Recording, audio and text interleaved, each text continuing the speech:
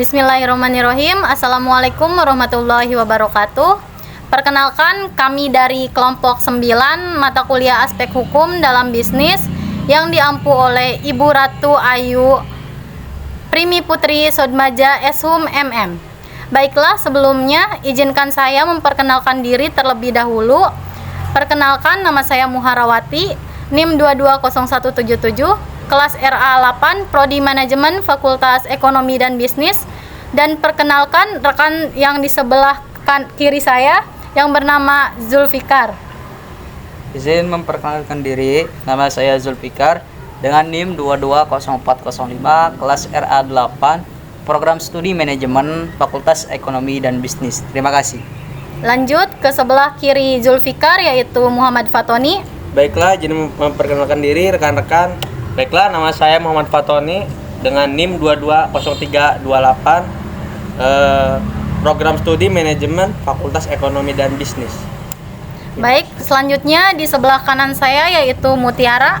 Baik, terima kasih. Izin memperkenalkan diri, nama Mutiara dengan NIM 220401, kelas RA 8, Prodi Manajemen Fakultas Ekonomi dan Bisnis. Terima kasih. Dan yang terakhir yaitu di sebelah kanan Mutiara yaitu Hujaini. Baik, terima kasih izin rekan-rekan. Perkenalkan, nama saya Hujaini, NIM 220040, kelas RA 8, Prodi Manajemen Fakultas Ekonomi dan Bisnis. Cukup sekian, terima kasih. Cukup sudah perkenalan dari kami. Saya ucapkan terima kasih kepada rekan-rekan yang telah hadir dan menyempatkan waktunya dalam pertemuan kali ini. Sebelum membahas mengenai tema yang akan kita diskusikan, sebaiknya kita mengenal lebih dulu apa itu aspek hukum dalam bisnis. Aspek hukum adalah aturan yang mengatur kegiatan bisnis agar tetap berjalan sesuai dengan koridor dan adil. Maka dari itu, dalam hal ini kita akan bersama-sama mendiskusikan mengenai maraknya peredaran rokok ilegal di negara kita ini. Nah, bagaimana pendapat saudara Hujaini? Baik, ya. Oke, baik, izinkan saya mengargumentasikan peredaran rokok ilegal. Saya sendiri sudah merangkum dari beberapa situs-situs di aplikasi dan Google dan internet yang ada. Jadi peredaran rokok ilegal di Indonesia telah menjadi perdebatan yang panjang dan kontroversial dalam beberapa tahun terakhir. Pemerintah dan organisasi kesehatan menyatakan kekhawatiran mereka tentang pertumbuhan peredaran rokok ilegal dan meningkatnya konsumsi rokok di Indonesia yang merupakan negara dan salah satu tingkat perokok tertinggi di dunia. Jadi di Indonesia ini lebih tinggi gitu tuh. Apa sih yang konsumsinya gitu daripada dari negara-negara lain gitu tuh ya. Terus di satu sisi banyak pihak yang mengkritik bahwa pemerintah yang dianggap tidak memiliki tindakan yang cukup dalam menanggulangi peredaran rokok ilegal. Beberapa pengamatan mengatakan bahwa peredaran rokok ilegal terus meningkat karena upaya pemerintah untuk mengendalikan peredaran tersebut masih lemah gitu, terutama dalam pengawasan dan penegakan hukum. Pengamatan juga menyoroti rendahnya tarif cukai rokok di Indonesia dibandingkan di negara-negara tetangga, yang memungkinkan rokok ilegal menjadi lebih mudah diproduksi dan dijual dengan harga yang lebih murah.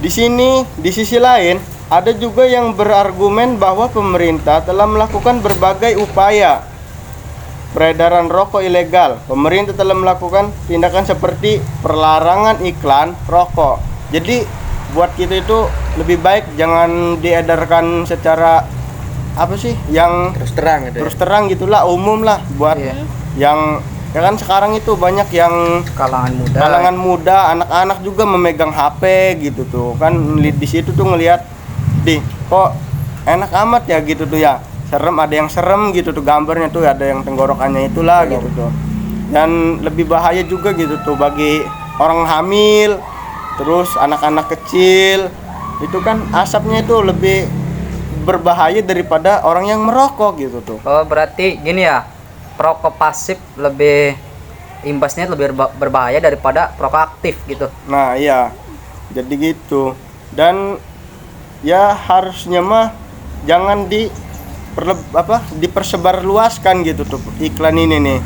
Cukup yang ngerokok yang 18 ke atas dari kita. Nah, izinkan saya bertanya ya teman-teman, kan di dalam bungkus rokok itu terdapat tulisan dilarang menjual kepada usia di bawah 18 tahun ke atas ya, dan terutama itu perempuan hamil gitu. Iya. Di sini ada tertulis di sini di rokok, sensor saja namanya. Iya. Nah, kenapa sih para penjual itu masih saja menjual rokok gitu kepada anak usia berusia di bawah umur gitu, seperti anak SMA, dan ada yang lebih parahnya itu ada lagi yang masih SMP sudah merokok. Coba sih jelaskan gimana gitu pendapat kalian. Menurut hemat pendapat saya tuh gini ya, karena kan ya mungkin tidak semua penjual rokok itu memperjualbelikan rokoknya kepada anak-anak, wanita, dan yang memang tidak boleh dalam anjuran ini tidak boleh merokok gitu, misalnya di bawah umur 18 tahun. Nah, yang menjadi penyebab ataupun alasan kenapa anak-anak SMA, SMP itu mengonsumsi rokok, yang pertama itu mengikuti gaya. Betul. Ya kan? Ya betul. Mengikuti gaya, mengikuti zaman. Betul. Supaya kita itu terlihat lebih wah gitu. Wah, kita itu oke lah, kita Terlihat itu lebih merokok, iya. Terlihat lebih keren, terlihat lebih ke anak mudaan. Dan yang kedua, dalam hal ini ujar para perokok, memang rokok itu terasa nikmat di kepala, di pikiran. Karena kenapa? Menurut Dinas Kesehatan, dalam rokok itu mengandung zat adiktif yang berupa nikotin. Nah, bukan hanya nikotin saja, masih banyak lagi kandungan yang membuat ketergantungan pada pengonsumsi rokok tersebut. Nah, nikotin ini adalah salah satu zat berbahaya, yang mana nikotin ini membuat ketagihan sehingga perokok itu sulit sekali untuk berhenti. Apalagi kita sebagai kalangan muda, yang mana fase-fase kita itu idealis lah, lagi bahagia-bahagianya, lagi enak-enaknya mengikuti zaman. Jadi sulit sekali gitu untuk berhenti yang namanya mengikuti zaman, yang namanya ngerokok gitu. Izinkan saya bertanya lagi teman-teman. Nah, bagaimana sih menurut teman-teman, kan di dalam rokok itu terkandung zat berbahaya seperti zat adiktif gitu. Kenapa pemerintah itu masih menjual belikan gitu? Masih diperbolehkan seperti adanya bea cukai dan segala macam gitu. Karena bagaimanapun juga ya, rokok itu pajaknya itu paling besar di Indonesia. Bila mana rokok dicabut, pajak rokok dicabut, apa yang terjadi dengan Indonesia? Tentu ekonomi akan menurun, ya kan? Iya, betul. Iya, seperti itu saudara. Nah, jadi pertanyaan saya lagi kembali ke topik utama, yaitu rokok ilegal ya. Nah, kan rokok ilegal itu kan tidak ada yang namanya cukai ya kan? Kenapa sih masih diperjualbelikan atau masih diedarkan? Apakah terjadi yang namanya suap menyuap di antara pejabat kita, Dirjen Pajak gitu, atau bagaimana? Ya, kalau menurut saya sih, bicara suap menyuap kan kita nggak tahu. Yang namanya suap menyuap tentu kita secara sembunyi-sembunyi, betul ya? Betul. Iya. Sebenarnya gini ya, peredaran rokok ilegal di Indonesia itu, kalau pendapat saya itu seperti ini, kurangnya ketegasan Dirjen Pajak dengan aparat keamanan, yang mana sehingga rokok ini tersebar luaskan di beberapa wilayah. Namun sebenarnya rokok ini pemerintah itu sudah menerbitkan undang-undang, yang mana undang-undang ini memberikan sanksi kepada pembeli dan penjual rokok dengan hukuman 1 sampai 5 tahun. Seperti itu.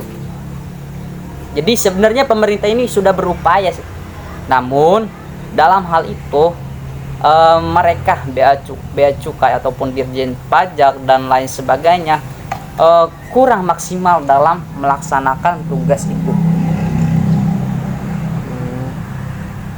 Baiklah, cuman itu saja yang saya tanyakan.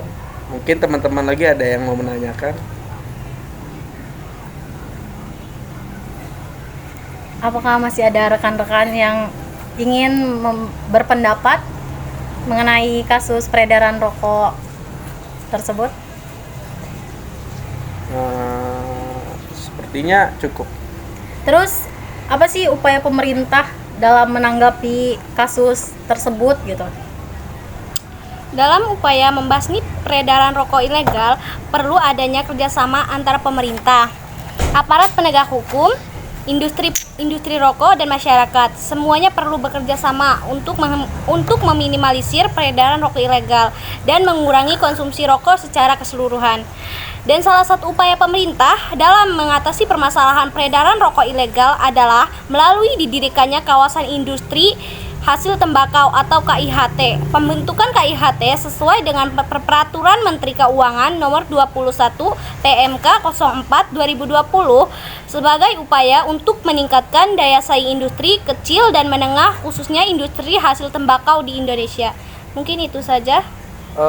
Sedikit menambahkan ya teman-teman.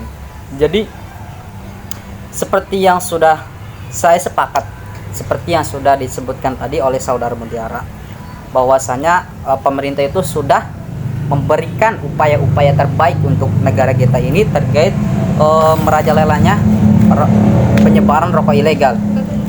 Nah, namun hal itu kembali lagi kepada masyarakatnya.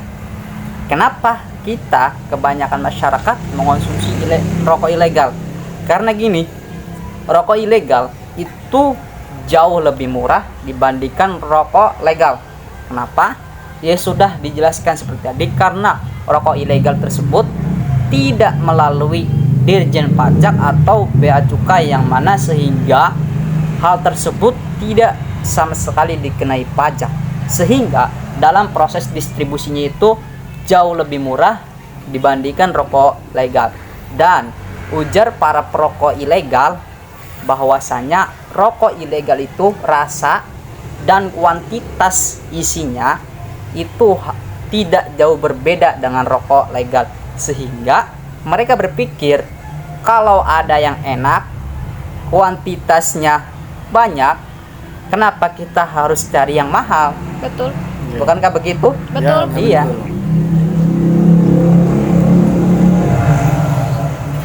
Apa masih ada yang ingin berargumen atau berpendapat gitu tentang kasus tersebut? Jika sudah, saya akan menyimpulkan gitu dari diskusi tersebut. Mungkin Sudah. cukup. Ya, mungkin dicukupkan saja diskusinya. Baik, saya kembali kepada Anda. Baiklah, selesai sudah diskusi pada pertemuan kali ini. Izinkan saya untuk sedikit menyimpulkan hasil dari diskusi rekan-rekan saya. Rokok ilegal semakin meluas dan beredar. Ya, karena luasnya cakupan wilayah yang dihadapi, kurangnya sumber daya manusia, masih kurangnya kesadaran masyarakat terhadap dampak dari maraknya peredaran rokok ilegal. Jauh perbedaan antara harga rokok resmi dengan harga rokok ilegal, dan banyaknya modus yang digunakan serta adanya oknum-oknum yang berusaha memperlancar beredarnya rokok ilegal tersebut. Jadi, sebaiknya kita sebagai warga negara yang baik dan tidak mengonsumsi rokok ilegal ikut serta untuk mencegah dan mengurangi peredaran rokok ilegal tersebut supaya tidak semakin luas dan semakin beredar di mana-mana. Oke, mungkin hanya itu saja kesimpulan dari saya. Selesai sudah diskusi kita pada pertemuan kali ini. Jika ada kata-kata yang salah, mohon dimaafkan. Berdiri selamanya. Akhir kata, Wassalamualaikum warahmatullahi wabarakatuh.